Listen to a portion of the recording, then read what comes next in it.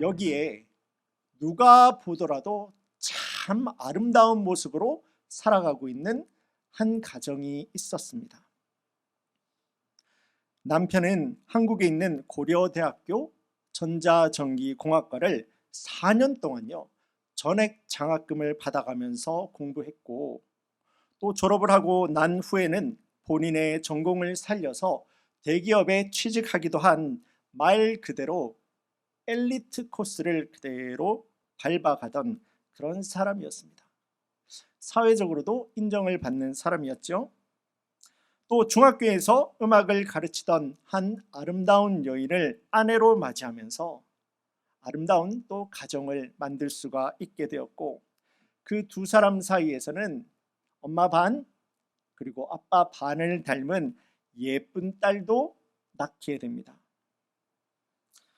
더 나아가 이 사람은요 그 실력을 인정받아서 이제 한국에 있었던 그 회사에서 이제 세계적인 IT 회사로 옮기게 되면서 높게 승진도 하게 되었고, 이제는 독일 주재원으로 나가게 되면서 온 가족이 다 함께 독일 생활이라고 하는 무지갯빛 청사진을 그려가고 있었던 그때였습니다. 모든 것이 완벽해 보였고, 또 그 모든 것은 다른 사람들로 말미암아 부러움을 살 수밖에 없었던 그런 내용들로만 가득하였던, 말 그대로 승승장구하고 있었던 그런 시절을 보내고 있었다라고 하는 것입니다. 그런데 바로 그 순간에 모든 것이 완벽해 보였던 바로 그때에 배가 심하게 아파서 찾아간 그 병원에서 남편은 대장암 4기 말기죠. 파이널 스테이지라는 이야기입니다. 그 소식을 듣고 이제 7호차 병원에 방문하고 있는데 남편이 아내에게 연락을 하는 겁니다. 어머니가 연락이 안 된다. 당신 집에 한번 좀 가봐라 라고 하는 남편의 소식을 듣고 이 아내가 급하게 시댁을 방문하게 되었는데요, 자신의 아들이, 그 사랑하는 아들이 말기암으로 이제는 기회가 없다 라고 하는 소식을 들은 그 어머니가 그 마음의 병을 이겨내지 못했던 거죠. 어머니가 스스로 삶을 마감해 있는 것을 이 며느리가 발견하게 됩니다. 상상할 수도 없는 마음의 고통이 그 어머니의 마음을 눌러버렸던 거죠. 그 절망스러운 상황 가운데에서도 이제는 여기가 마지막이겠지, 이것이 끝이겠지 했는데 또 얼마 지나지 않았어요. 출산한 지 얼마 지나지도 않았어요. 출산한 지 얼마 되지도 않은 이 아내가 몸에 통증을 느끼게 됩니다. 그래서 빨리 병원에 가서 검사해 보니까 이 아내 역시 혈액암 4기라는 진단을 받게 됩니다. 엎친 데 덮쳤다라는 말로 과연 이 상황을 설명해낼 수가 있겠습니까? 온 집안이 풍비박산 났다라고 하더라도 그 표현이 오히려 더 적게 표현할 수밖에 없는 그런 말이 될 수밖에 없을 겁니다. 이 이야기는 지금은 하나님 품에 안기신 고 이관희 집사님과 아내 되는 오은주 집사님 부부가 경험하였던 그 실제 투병 생활, 그 이야기를 모아놓은 것입니다. 한 방송사가 꾸준하게 다큐멘터리로 해서 이 부부의 투병 생활을 꾸준하게 촬영을 해가지고 모아놓은 영상을 가지고 지난 2019년에 영화로 만들면서 그 이야기가 세상에 소개되게 되었죠.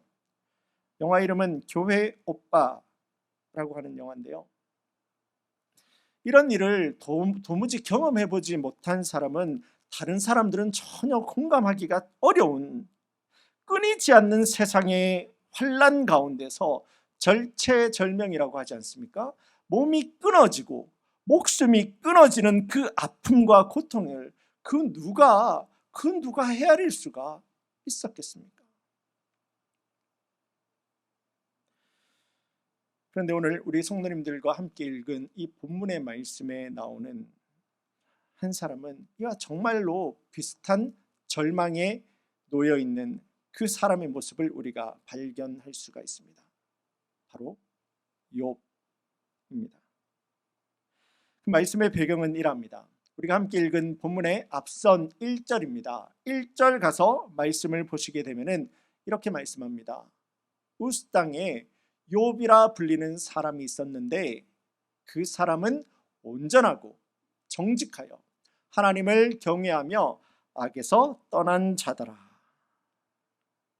곧 욥은요, 세상의 눈으로 바라볼 때에도 올바르고 제대로 살려고 노력한 사람이었고, 또 그는 정말로 진실로 하나님 앞에서 경외하는 삶, 하나님을 붙들고 하나님을 의지하고 살아가는, 하나님을 경외하는 삶이었다라고 하는 겁니다. 욥의 삶에는요, 예배가 그 한가운데, 삶의 자리 한가운데 있었다는 말이고, 또 그의 삶은 이 예배로부터 인도가 되는 하나님의 역사하심을 따라서 예배자의 삶을 살아가는 그러한 믿는 자가 되었다라고 하는 것입니다. 그런 욥에게는 아들 7과 딸 3이 있었고, 또 그의 가축은요, 여기에서부터는 재산을 이야기하는 겁니다.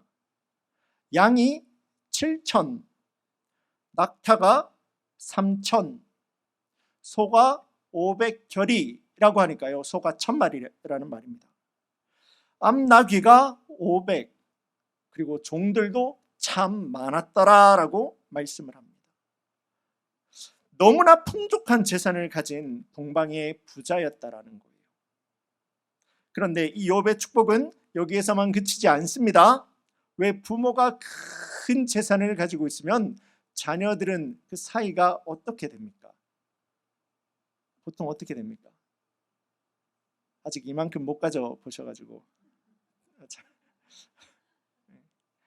보통 부모가 큰 재산을 가지고 있으면 자녀들 사이가 참 어려워진다라고 이야기를 하죠. 그런데 그것도 욥은 아니었어요. 자녀들끼리 서로가 서로를 잘 돌보기도 하였고, 욥 자신이요, 아버지로서 믿음의 본이 되어서 믿음과 예배로 자녀들의 그 신앙을 잘 이끌어가는 믿음의 건강한 아버지, 그 본보기의 삶을 살아갔다라고 하는 겁니다. 자녀들이 이따금씩 벌이는 잔치가 있습니다. 그 잔치가 마칠 때쯤에는 아이들을 모두 한자리에 이렇게 불러 모으게 됩니다. 그리고 그 잔치 가운데서 하나님 보시기에 혹시 자기도 모르게 하나님 보시기에 혹시 잘못된 부분이 있었을까봐, 죄된 부분이 있었을까봐 아버지가 먼저 나서서 회개의 번제입니다. 회개의 번제를 하나님 앞에 드리는 그 삶을 놓치지 않았다. 예배를 놓치지 않는 믿는 자의 삶을 살았다라고 하는 겁니다. 그렇게 욥에게는요, 하나님이라고 하는 이 하나님은 형식적인 하나님이 아니었어요. 욥에게는 하나님이라고 하는 이 존재는 정말 예배의 은혜와 감격과 진심이 살아있는, 그 예배를 살아가는, 예배자의 삶을 살아가는, 그 예배의 관계를 주님하고 붙들고 살아가는 믿는 자의 삶을 살았던 사람이 바로 욥이라고 하는 사람이었던 겁니다. 그런 때 하루는 하나님께서 욥의 믿음을 칭찬을 하시는데요, 그 자리에 있었던 사단이 그게 아니에요 하나님이라고 이야기를 하는 겁니다. 하나님께서 부어주신 그 말도 되지 않는 놀라운 축복과 은혜가 먼저 있었기 때문에 욥이 지금 믿음이다라고 이야기하는 그 아무것도 아닌 거 흉내내고 있는 거예요. 참소하고 있는 거죠. 그거 없으면은 욥도 반드시 하나님을 거역할 거다라고 하는 겁니다. 근데 저도 이 말씀을 여기까지 쭉 읽으면서 묵상하다가요, 사단도 이 모든 만물의 주인이 하나님이구나 라는 걸 사단도 안다라는 거예요. 사단도 알고 사단도 고백한다라는 거예요. 그렇게 이야기를 하고 있지 않습니까? 그런데 과연 우리는 어떻습니까? 여러분들은 어떻습니까? 우리의 삶은 어떻습니까? 나는 과연 내 삶의 모든 삶의 영역들을 주님 앞에 내어놓아 그분의 다스리심과 그분의 통치하심을 따라서 살아가기를 믿음으로 결단하고 있으십니까? 본문에 앞선 9절과 11절 말씀입니다. 이렇게 이야기를 하는데요. 제가 한번 보겠습니다. 사단이 여호와께 대답하여 이르되 욥이 어찌 까닭이 없이 하나님을 경외하겠습니까? 이제 하나님의 손을 펴셔서 그의 모든 소유를, 그의 모든 재산을 가져가 버리십시오. 그리하시면 틀림없이 욥은 주님을 향하여서, 하나님을 향해서 거역할 겁니다. 욕할 겁니다. 이 하나님의 허락하심 가운데서 욥의 환난이 시작이 되게 됩니다. 오늘 본문의 13절 가서 말씀을 보시면은 하루는이라는 말로 시작을 하는데요. 그 말은 아무것도 예상하지 못했던 바로 그 순간에 라는 말이 되게 되는 겁니다. 바로 그때에 욥의 이 어려움들은 끊임없이 그의 삶을 찾아오게 되는데요. 먼저는 욥의 한 종이 급히 달려와서 욥에게 이야기를 전하게 됩니다. 욥의 자녀들이 맏아들 집에서 다 함께 모여서 밥을 먹고 있는데 갑자기 스바 사람, 여기는 아라비아 사람입니다. 이 아라비아 사람이 와가지고 욥의 모든 소와 나귀를 빼앗아 갖고 자기만 겨우 살아나서 여기까지 오게 되었다라고 하는 거예요. 그런데 이 말이 끝나기도 전에 또 한 사람이 저기서부터 달려와서 욥에게 이야기를 전하는 겁니다. 욥이시여, 하늘에서부터 갑자기 불이 막 떨어져 가지고 주인이 가지고 있던 양과 다른 욥의 종들이 다 불에 타서 죽게 되었다라는 겁니다. 말 그대로 날벼락을 맞은 거죠. 자기만 겨우 억지로 살아서 돌아왔다라고 보고를 하고 있는 겁니다. 그런데 이 말도 그치기 전에 저기에서부터 또 다른 한 사람이 막 달려와서 욥에게 이야기를 합니다. 갈대아 사람. 이제 우리 성도님들은 이 갈대아 사람이 누군지 아실 겁니다. 이 바벨론이죠. 바벨론 사람이 와가지고 욥의 낙타를 다 빼앗아갖고 거기에서 남아있던 종들도 다 죽었다라는 거예요. 자기만 겨우 살아서 억지로 돌아왔다라고 이야기를 하는 겁니다. 우리 성도님들, 지금까지 3명의 종이 달려와서 이야기를 했어요. 여기까지만 딱 보면은요, 이제 욥의 재산은 다 날아간 겁니다. 하나도 없어요. 이 3명의 그 종들이 와서 이야기하는 것까지 끊어서 보면 욥이 가지고 있는 그 손에 가지고 있던 것들은 이제 하나도 없어요. 다 없어져 버리게 되었습니다. 그 절망스러운 상황 가운데에서도 이제 여기까지겠지, 이제 이만하면 됐겠지, 여기가 마지막이겠지 라고 생각을 하고 있는데 저기에서부터 한 사람이 또 더 달려오고 있는 겁니다. 그리고 와서 그가 전하는 말은 이제까지 이야기했던 것과는 다릅니다. 충격적일 수밖에 없는 이야기를 전하게 되는데요. 욥의 자녀들이 맏아들 집에서 함께 모여 음식을 먹고 있는데 큰 바람이 불어오면서 집의 모퉁이를 다 쳐버렸다라는 거죠. 그래서 집이 무너지게 되면서 거기에 모여있던 욥의 10자녀 모두가 그 자리에서 죽게 되었고 자기만 억지로 살아서 여기까지 달려오게 되었습니다. 이야기를 하고 있는 겁니다.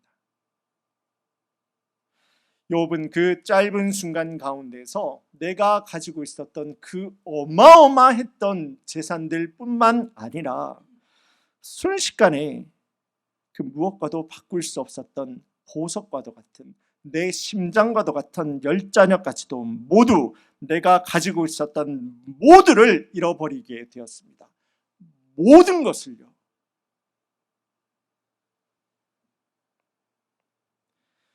불행은 혼자서 오지 않는다 라고 이야기를 하죠. 꼭 겹쳐서 불행은 온다. 욥은 지금 이 고통을 경험해 보지 못한 다른 사람들은 절대 알 수가 없고 헤아릴 수도 없으며 공감할 수 없는 몸이 끊어지고 숨이 끊어지는 듯한 절체절명의 끊임없는 고통 앞에 서 있는 겁니다. 그 처절한 인생의 고통, 숨도 잘 쉬어지지 않을 것 같은 삶의 아픔 앞에 욥이 보여주고 있는 그 모습은 바로 오늘 우리가 함께 읽은 21절, 22절 말씀이 되는데요. 이 두 절의 말씀 우리 성도님들과 다 함께 한 목소리로 보기를 원합니다. 시작. 이르되 내가 모태에서 알몸으로 나왔사온즉 또한 알몸이 그리로 돌아가올지라.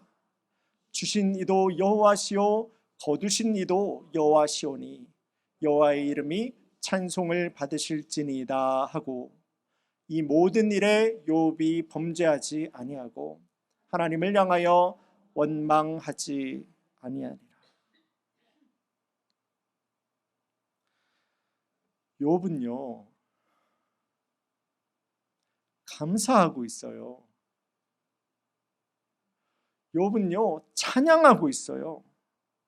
하늘이 무너지는 것과도 같은 이 청천벽력과도 같은 이 상황 앞에서, 이 소리 앞에서 욥은요 감사하고 있어요. 찬양하고 있는 겁니다. 하나님, 이 일이 저에게 너무 아픕니다. 너무 힘들어요. 왜 하나님께서 저에게 이런 일들을 연거푸 베풀어 주시는지 도저히 저는 잘 모르겠습니다. 그런데 이유는 알지 못하지만은, 그리고 이 상황이 도무지 제가 동의가 되지는 않지만은 저는 분명히 알고 있는 것이 있어요. 하나님은 옳다는 겁니다. 하나님은 선하시다라는 겁니다. 하나님은 이제까지 항상 그러해 오셨던 것과도 같이 하나님은 옳으시고 선하시기 때문에 저의 이 고통스러운 일 역시도 하나님께서 내 삶을 지금 이렇게 인도해 가시는 과정이다라는 것을 믿기 때문에 저는 내 앞에 일어난 벌어진 이 일을 바라보면서 옳은 것이며 이 아픔을 선한 것으로 알고 주님 앞에 순종합니다. 그래서 저는 주님 앞에 감사하고 찬양을 드립니다. 욥의 신앙의 고백이었습니다. 저는 이와 같은 본문의 배경을 가지고 있는 말씀을 통해서 나는 죽고 그는 살고, 나는 죽고 그는 살고라는 제목을 가지고 하나님 말씀의 은혜를 나눌 때 오늘 말씀을 통해서 우리 성도님들에게 주시기 원하시는 아버지 하나님의 뜻과 비전과 소망이 우리 모든 성도님들의 예배가 되어서 그 말씀 꼭 붙들고 예배자의 삶을 살아가는 우리 모든 성도님들이 되시기를 주님의 이름으로 간절히 소원합니다. 자, 이 시간 우리 성도님들과 초점을 맞추기를 원하는 것은 이것입니다. 내가 만난 인생의 절체절명의 순간에 지금 욥이 바라보고 있는 것은 다른 것은 아니다라고 하는 거예요. 욥은요 지금 예배를 바라보고 있어요. 욥은 예배를 놓지 않고 있어요. 욥은 내 삶을 엄습해오는 끊임없는 고통과 환난 가운데에서도 다른 것에 내 마음을 빼앗기는 것이 아니라 오직 예배를 붙들고 있다는 겁니다. 우리가 함께 읽은 21절 그리고 21절 그 앞에 있는 20절입니다. 20절의 말씀 제가 한번 보겠습니다. 욥이 일어나 겉옷을 찢고 머리털을 밀고 땅에 엎드려 예배하며, 욥이 땅에 엎드려 예배하며 이르되, 말씀은 이렇게 나가는 거죠. 우리는 예배를 드릴 때 예배는 내가 드린다, 예배는 내가 하나님 앞에 나아간다라고 생각을 하는데요. 아닙니다. 그거 아니에요. 절대 아닙니다. 예배는요, 우리가 하나님 앞에 내가 오늘 한번 나가주는 그게 예배가 아니에요. 예배라고 하는 것은 죄되고 연약한 우리를 그 죄와 연약함 가운데서 그냥 내어버려 두시지 아니하시고 먼저 우리를 찾아와 주신 하나님의 사랑과 하나님의 은혜를 통해서 완전하신 하나님과 연약하고 죄되고 제한된 내가, 그 만날 수 없는 우리가 하나님의 그 은혜로 말미암아 하나님을 만나서 교제할 수 있는, 나를 향한 아버지 하나님의 은혜를 만날 수 있는 채널, 그게 예배예요. 에덴 동산에서 하나님의 말씀에 불순종하였지요. 그래서 하나님과 우리와의 교제는 망가지게 되었습니다. 무너지게 되었어요. 죄의 삭은 뭡니까? 사망이에요. 그 죽음의 죄인입니다. 사망의 죄인된 우리 성도님들과 저를 살려주시기 위해서 십자가에서 박히신 내 손에 박혀있는 이 못을 놓지 아니하고, 예수님이 이거 못 풀어서 못 내려오셨겠습니까? 아니요. 길이 그거밖에 없거든요. 예수님 죽으시는 것밖에 없거든요. 내 손에 박혀있는 이 못을 내가 죽을 때까지 잡고 놓지 아니하고 순종하시면서 돌아가신 그 예수님의 사랑, 그 예수님의 용서를 힘입어서 다시 한번 하나님 앞에 설 수 있는 은혜가 여러분들 앞에, 제 앞에 주어지게 되었다라는 겁니다. 이 세상의 참 주인 되시는 하나님과의 관계가 우리는 그렇게 회복이 되게 되었어요. 우리는 바로 그것을 예배라고 부르는 겁니다.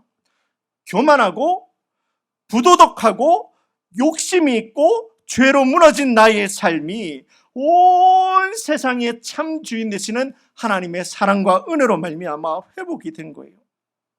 하나님께서 다시 한번 우리에게 아버지 하나님이라고 불러주실 수 있는 은혜를 주신 거예요. 하나님의 은혜가 여러분들을 하나님의 자녀라고 불릴 수 있는 은혜를 주셨다라는 겁니다. 그 관계가 예배예요. 그 관계가 예배입니다. 그렇기 때문에 욥은 내 손에 지금 가지고 있었던 그 모든 것들, 수도 없는 그 모든 것들이 단 한순간에 다 날아가 버리게 되어도, 심지어는 내 심장과도 같은, 그 보석과도 같은 내 10명의 자녀들이 한 번에 하나님의 부르심을 받게 된 그 순간에도 나는 도무지 이 현실이 동의가 되지 않아도 하나님과의 관계를 놓지 않았던 거예요. 예배를 놓지 않았던 거예요. 그분은 나의 주님이시기 때문에, 그분은 나의 주님이라고 하는 말은 주인님의 약자이지 예수님의 다른 이름이 아닙니다. 주인님이에요. 그분이 나의 참 주인님이 되시기에 그분의 인도와 역사는 선하고 옳음을 믿어버렸다라는 거예요. 그렇게 되니까 이와 같은 믿음의 고백을 드리게 되는 겁니다. 주신 이도 여호와시요 거두시는 이도 여호와시니 여호와의 이름만이 모든 영광을 찬송을 홀로 받으실지어다. 이 땅의 인생을 살아가는 중에 세상의 우겨쌈을 쌓아버리는 그러한 상황과도 같은 곳에 놓이게 된 우리 성도님들, 그 절망의 상황 가운데서 놓이게 되는 그런 경우들, 또 여기까지인가 생각했는데 내가 생각했던 것보다, 계획했던 것보다 그 고통이 더 길어지고 깊어지면서 그나마도 내가 가지고 있던 그것들 다 무너져가는 것 보면서, 내 주변에 있었던 사람들도 하나씩 나한테서 등 돌리고 떠나가게 되는 그 모습을 보면서 인생의 좌절과 마음의 고통을 더 아프게 경험해 보신 분들도 우리 성도님들 가운데서는 계시지 않을까 생각합니다. 그러나 우리 사랑하는 라스베가스 커뮤니티 교회 성도님 여러분, 여러분들이 내가 그 어떤 상황과 조건에 나의 삶이 놓이게 된다라고 하더라도 예배는 놓지 마세요. 예배를 무너뜨리지는 마세요. 예배를 놓치게 되면은 다 무너지는 겁니다. 회복이 안 됩니다. 예배가 무너지면 방법이 없어요. 그런데 내가 예배만 붙들고 있다라고 하면은 심하게 엉켜있는 실타래 같은 그 복잡한 내 인생에도 하나씩 풀어갈 수 있는 그 시작점을 내가 가지고 있는 거예요. 하나님과의 그 관계를 내가 붙들고 있는 거예요. 그래서 예배가 생명이 되는 겁니다. 예배가 그 관계의 승리가 되는 거예요. 그렇기 때문에 우리 성도님들, 내가 어느 상황과 조건에 놓였다라고 하더라도 예배 절대 놓지 않는 우리 성도님들 되기를 바랍니다. 예배라고 하는 것이 지금 우리가 이렇게 모여서 잘 갖춰진 이 공예배 시간에 우리가 단정하게 예배를 드리는 것도 참 귀한 예배이죠. 그런데 이것만이 예배가 아닙니다.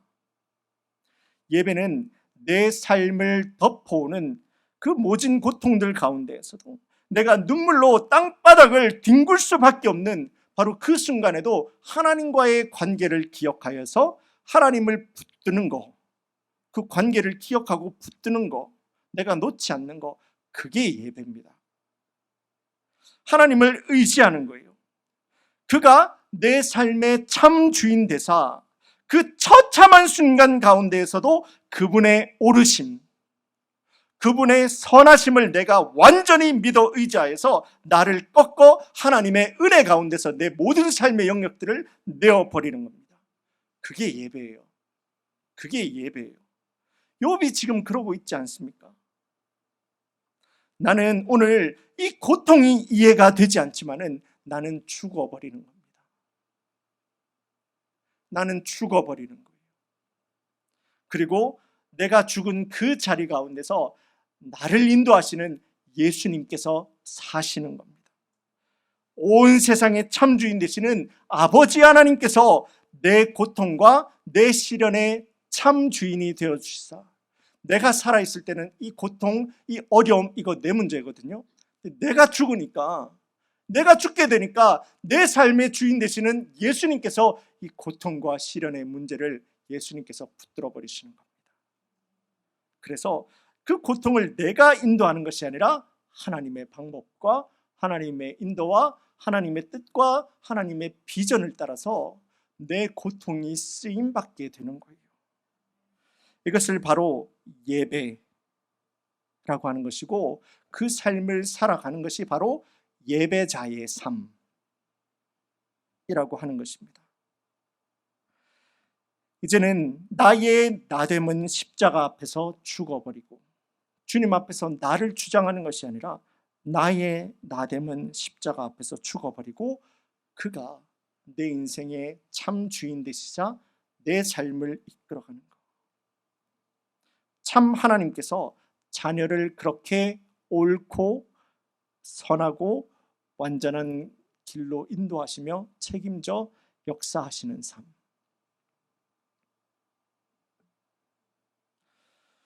오늘 말씀의 서두에서도 나누었던 고 이관희 집사님은 누가 봐도 행복한 가정이었고 믿음을 잘 지키면서 살아온 신앙인이었다라는 것을 볼 수가 있었는데요.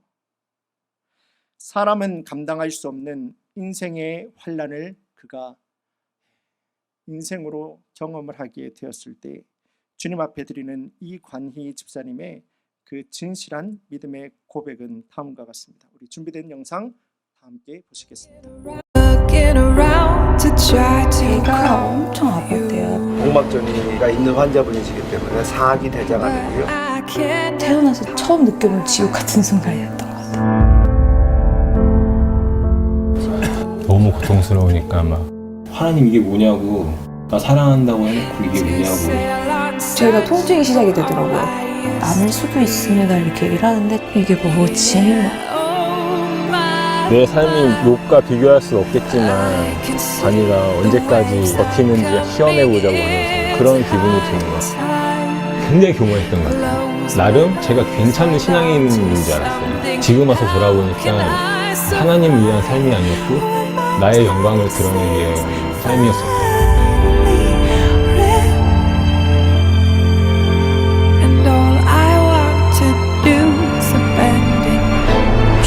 나는 너무 짧은 시간에 너무 큰 고난을 연달아 받아서 그 누구도 경험하지 못한 하나님의 그 깊은 사랑과 은혜를 체험했었구나라는 위안이 들더라고요. 저도 그럴 때마다 하나님께 서운한 마음이 들 때는 있는데 그때마다 하나님을 원망하지 않는 법이 저는 나만의 손익계산서를 쓰거든요. 손익계산서. 공대생들은 항상 플러스 마이너스. 여태까지 내가 살아오면서 누렸던 은혜와 좀 플러스 이득이죠. 그 다음에 내가 지금 뭐 느끼는 절망 이런 것들에서 마이너스 해보면 플러스 마이너스 해보면 항상 플러스예요. 그러니까 이제 지금 우리가 막 힘들어하고 원망하는 이유는 지금 내가 당한 이 고통의 현실에만 집착을 하고 있지만 내 삶을 전체를 봤을 때 내가 받은 은혜들이랑 이런 걸 다 계산해 보면 감히 하나님께 원망을 할 수가 없다라는 게 이제 제 결론입니다. 근데 정말 뜨거운 눈물을 흘리게 하는 기도는 저로 하여금 십자가의 능력. 다시 한번 복음을 상기시켜주는 그런 기도. 십자가 앞에 내가 얼마나 죄인된 사람인지를 깨닫게 해주시고 또 그 십자가의 능력으로 내가 죄사함을 받고 하나님의 자녀가 되었다는 그 감격을 일깨워주시는 그런 기도. 말씀을 맺습니다. 고 이관희 집사님은 그 생전에 남긴 유언과도 같은 그 신앙 고백을 통해서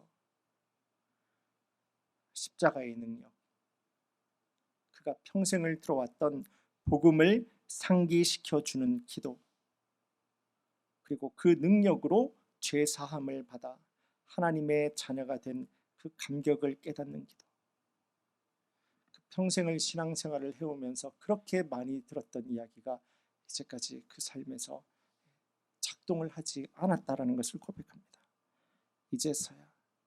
이제서야 십자가 복음의 능력이 무엇인지를 깨달을 수가 있다라고 고백하는 이관희 집사님. 바로 그때 정말 뜨거운 눈물로 주님 앞에 감사 기도를 하는, 그 고통 중에도 주님 앞에 감사하고 찬송하면서 주님 앞에 나가게 되는 그 모습을 볼 수가 있습니다.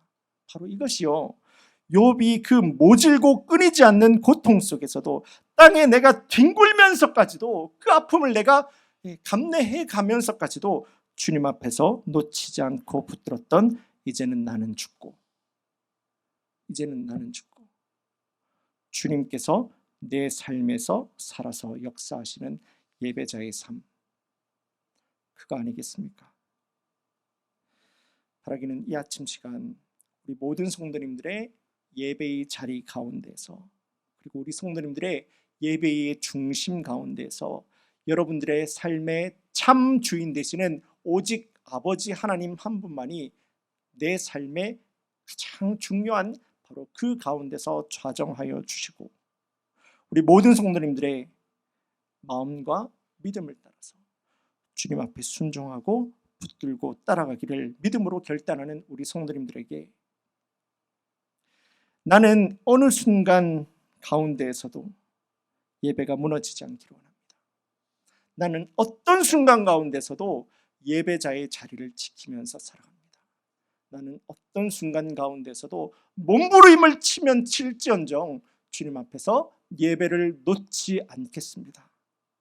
믿음으로 결단하는 우리 모든 성도님들에게 이 땅이 아닙니다. 이 땅의, 그리고 사람의, 세상의 지혜와 수준의 그 얕은 방법이 아니라 온 세상의 참 주인 되시는 아버지 하나님의 인도와 주님 주시는 기쁨과 주님 주시는 뜻과 비전과 목적이 우리 모든 성도님들을 붙들어서 주님께서 책임져 버리시고 인도하시는 하나님의 지혜가 되고 능력이 되고 비전으로 이어질 수 있기를 주님의 이름으로 간절히 축원합니다.